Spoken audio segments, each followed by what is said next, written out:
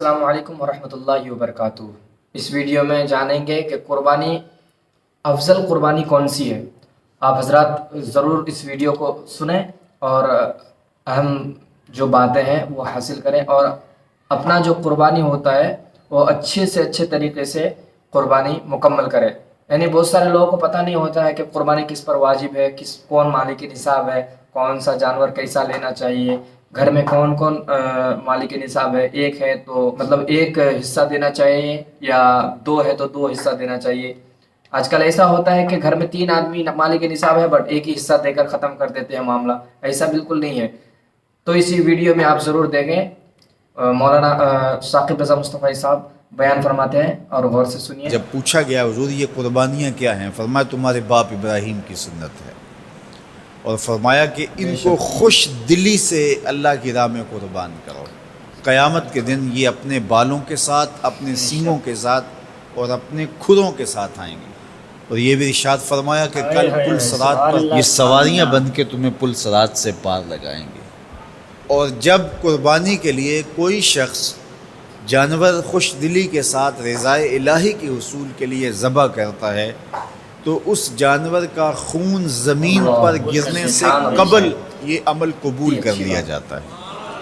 اور یہ بات بھی ذہن میں رکھیے گا کہ ایام نہر یہ 3 دن جو خون بہانے کے ہیں، 10، 11 اور 12 تاریخ، ان ایام میں آپ جو بھی عمل کریں، نماز پڑھیں اور دیگر صالح اعمال کریں، بہت قابل قبول ہیں اور اللہ ان کو قدر کی نگاہ سے دیکھتا ہے۔ لیکن ان ایام میں جو سب سے زیادہ اللہ کو محبوب عمل ہے وہ راہ خدا میں خون بہانا ہے، قربانی پیش کرنا ہے۔ تو قربانی کا کوئی اور متبادل نہیں ہو سکتا۔ کچھ لوگ یہ فلسفہ ان دنوں کے اندر بیان کرتے ہیں کہ 20-50 ہزار کی قربانی کرنے کی بجائے اتنے اگر کسی غریب کو دے دیے جائیں تو اس کے 2-3 مہینے خیریت سے گزر جاتے ہیں، اور وہ گھر کے اندر جو ہے وہ ضرورت کی چیزیں ڈال لے تو گوشت تو 2-4 دن کے اندر کھایا پیا جاتا ہے، ختم ہو جاتا ہے۔ لیکن اگر اتنے پیسے کسی غریب کے گھر دے دیے جائے تو یہ اچھی بات ہے۔ تو اسلام کب اس عمل سے روکتا ہے؟ غریب کی مدد کیجیے، صرف عید کے دن ہی نہیں، مینڈے کی جگہ ہی نہیں، بلکہ اسلام تو راہ خدا میں جانور ذبح کر کے اسی جذبے کو بیدار کرنا چاہتا ہے کہ تمہیں گوشت کی ضرورت بھی نہیں تھی پھر بھی تم نے ذبح کر دیا، تو جہاں ضرورت ہوگی اور تمہاری ہمسائیگی میں، تمہارے اطراف میں جب کوئی غریب ہوگا تو پھر تم اس کے لیے ذبح کیوں نہیں کرو گے؟ اس کے لیے تم قربانی کیوں نہیں کرو گے؟ اثار کیوں نہیں کرو گے؟ یہاں تو پھر بھی ہم گوشت خود کھا لیتے ہیں یا غرباء میں بانٹ دیتے ہیں، لیکن منا کی وادی میں جہاں لاکھوں قربانیاں پیش کی جاتی ہیں وہاں تو جانور کاٹ کے اس کو ذبح کر کے بس چھوڑ دیا، اس کے گوشت سے غرض ہی نہیں ہوتی۔ زیادہ تر حجاج ایسے ہوتے ہیں جن کو یہ بتا دیا جاتا ہے کہ تمہاری قربانی کر دی گئی ہے، اور وہ فون کال کے انتظار میں یا حکومت وقت کی جانب سے دیے گئے وقت کے بعد حلق کروا دیتے ہیں۔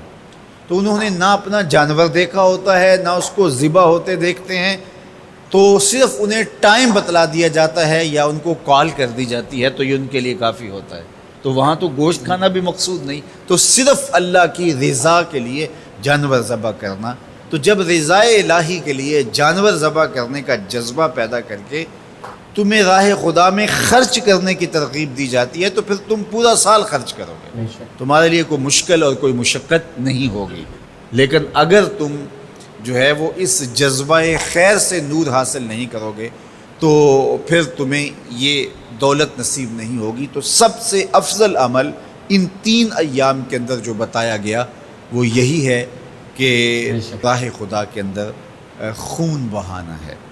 اللہ کے محبوب علیہ الصلوۃ والسلام کی خدمت میں جو ہے وہ مینڈے لائے گئے جو چتکبرے تھے، اور حضور علیہ الصلوۃ والسلام نے اپنے مبارک ہاتھ سے ان کو ذبح کیا۔ تو عید قرباں یہ ایثار کی عید ہے، یہ قربانی کی عید ہے، اور اسلام ہمیں قربانی سکھاتا ہے۔ اسلام لمحہ لمحہ قربانی ہے، ایک ایک ساعت اسلام قربانی کا نام ہے، اور ہمیں درس زندگی یہی دیا جاتا ہے کہ ہم واہ ماشاء اللہ، سبحان اللہ، کیا ہی بہترین درس فرمائے۔ الحمدللہ. اور اس میں کیا کیا بتایا گیا آپ لوگ سمجھ گئے ہوں گے کہ قربانی کا اصل مقصد ہے رضا الہی کے لیے، یعنی اللہ کو راضی کرنے کے لیے. تو اللہ کو راضی کرنے کے لیے صرف یہی قربانی کا وقت نہیں ہے، ہم پورے سال اللہ کو راضی کر سکتے ہیں الگ الگ طریقہ اپنا کر. تو یہ جو قربانی کا مسئلہ ہے، جس پر واجب ہے، جو مالک نصاب ہے اس کو قربانی کرنا واجب ہے، نہیں تو گناہ گار ہوں گے.